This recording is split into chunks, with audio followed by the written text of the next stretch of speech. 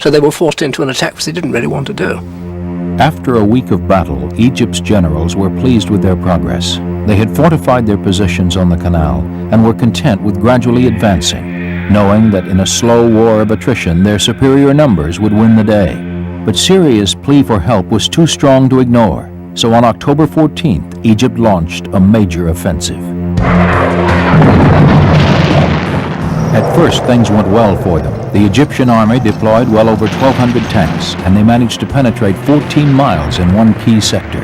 But the Israelis were prepared, and the fighting was brutal. So brutal that within 12 hours, Egypt had pulled back to their starting point. The Egyptian army had run directly into a wall of artillery, tanks, and infantry lying in ambush. In 12 hours of battle, the Egyptians lost over 250 tanks and suffered more than 1,000 casualties. The IDF claims it lost only 6 tanks.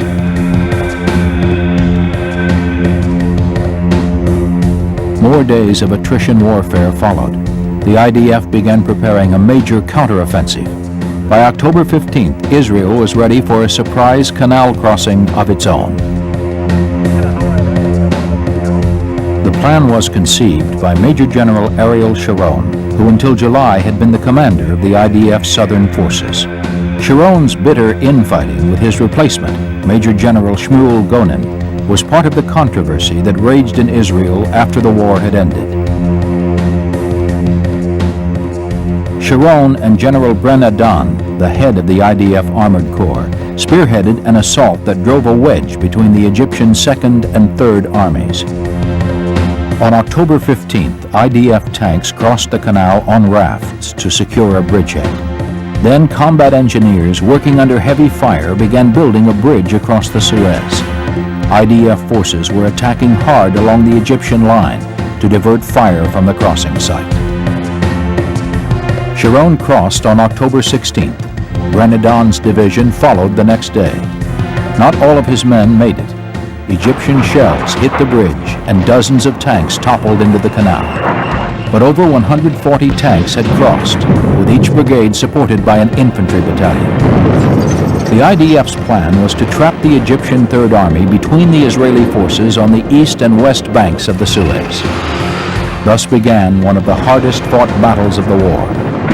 The Israelis had adapted to reality and were no longer rushing in with their tanks well ahead of infantry and air support. IDF tanks swept along the banks of the Suez and cut off the supply lines of Egypt's Third Army. But the Egyptians held their ground tenaciously.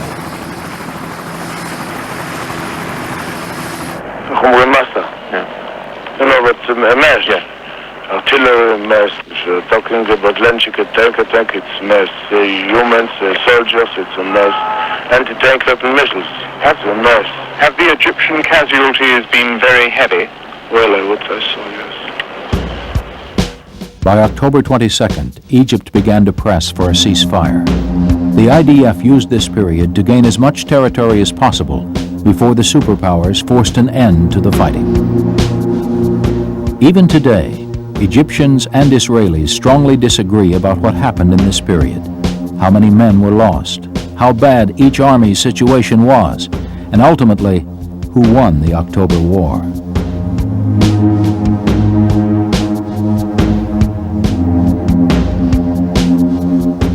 With the Israeli troops now in Egypt, on the West Bank, do you still feel that you have a victory? Yes, of course. If they have enough forces in the Western Bank, why didn't they went to Cairo? Why didn't they take Suez? Why didn't they take Ismailia? They started their own attacks, but they didn't succeed in making any defeat or making real casualties to our forces in the bridgeheads till they find a small point to attack in it, to move to the other bank, and they succeeded in reaching to the city of Suez, because in this area all our fighting troops were in the east, and some of them has been in the middle way between Cairo and Suez. In the morning they succeeded in entering the city of Suez, and 7 of their tanks are destroyed. After that, they pulled out and never they came back. On October 24th, a final ceasefire between Egypt, Israel, and Syria took hold. The IDF had crossed into Africa, theoretically surrounding the Egyptians, but Egypt never relinquished the Suez Canal.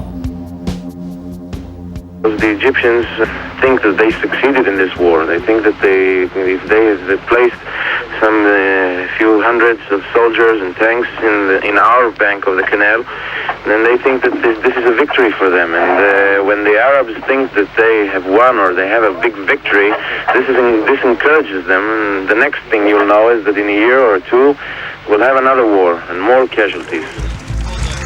In fact, just the opposite happened. The carnage of the October War helped to bring about a peace treaty between Egypt and Israel, the first between an Arab nation and the Zionist state. Main phenomenon is that we established friendship between the two nations. Now there is a real friendship between the people of Israel and the people of Egypt. Friendship was not soon in coming for Israel and Syria. After the October War, Israel pulled back to its 1967 ceasefire lines, but border skirmishes were common, and the two nations battled again during Israel's 1982 war with Lebanon.